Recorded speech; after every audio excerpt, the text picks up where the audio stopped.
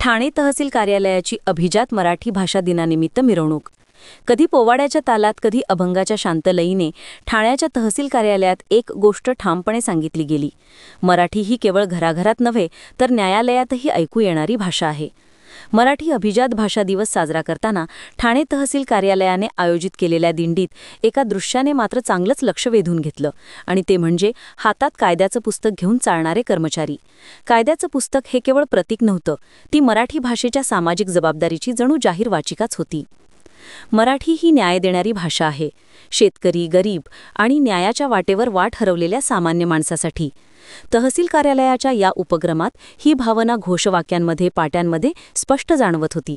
या प्रसंगी दिंडीत सहभागी शासनाच्या निर्णयांनी भाषा अभिजात ठरते, पण लोकांच्या व्यवहारात ती न्यायदायी ठरते, तेव्हाच तिचा अर्थ पूर्ण होतो। तहसील कार्यालयाचा हाच प्रयत्न जाणवला। कायद्याचं पुस्तक उचलून दिंडीत चालणं म्हणजे मराठीला न्यायाचा चेहरा देणं, फक्त शब्दांचं नव्हे तर कृतीचंही, हेही सिद्ध झाले आहे। ठाण्यात मराठीने चालून दाखवलं आहे, मूकपणे पण ठामपणे। न्यायाच्या बाजूने या दिंडीचे आयोजन ठाणे तहसील कार्यालय यांच्या माध्यमातून आयोजन करण्यात आले। यावेळी तहसीलदार उमेश पाटील, नायब तहसीलदार दिनेश पैठणकर, नायब तहसीलदार दत्तात्रय बेर्डे, नायब तहसीलदार गोरख फडतरे आणि संपूर्ण तहसील कार्यालयाचे कर्मचारी, अधिकारी उपस्थित होते। मराठी भाषेचा गौरव, मराठी भाषा स्वीकृती एवढं सगळं समुद्रापुढे जाणं यासाठी आहे। आणि हा 15वा साजरा केला जातो आहे सप्ताह।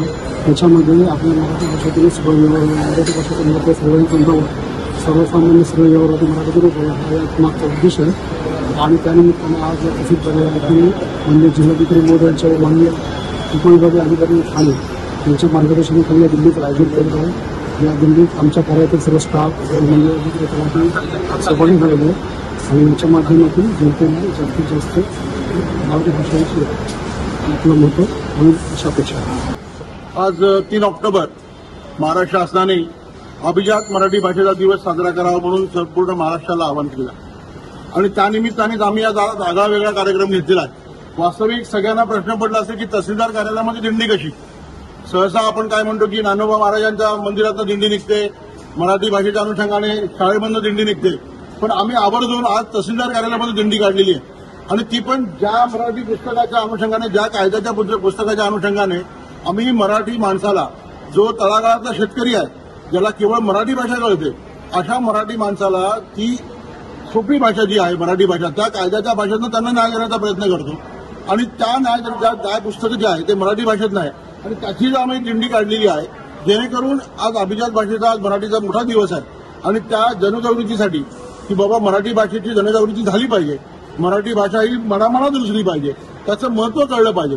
आज ह्या मराठी भाषेमुळेच आज आम्ही मराठी कायद्याच्या अनुषंगाने तळागाळातला जो पण शेतकरी आहे, ज्याला इंग्लिश कळत नाही, हिंदी कळत नाही, परंतु मराठी कळतं, अशा सगळ्या लोकांना आम्ही न्याय देऊ शकलो। जो आम्ही न्याय निर्णय देतो तो न्याय निर्णय त्याला तो कळतो आणि त्या निर्णयाने त्याला समाधान मिळतं, अशा प्रकारची आमची संकल्पना होती। आणि या संकल्पनेतच आज आम्ही मराठी अभिजात भाषेची आज जो दिवस आहे त्या निमित्ताने आम्ही दिंडी केली। ब्युरो रिपोर्ट, जनादेश।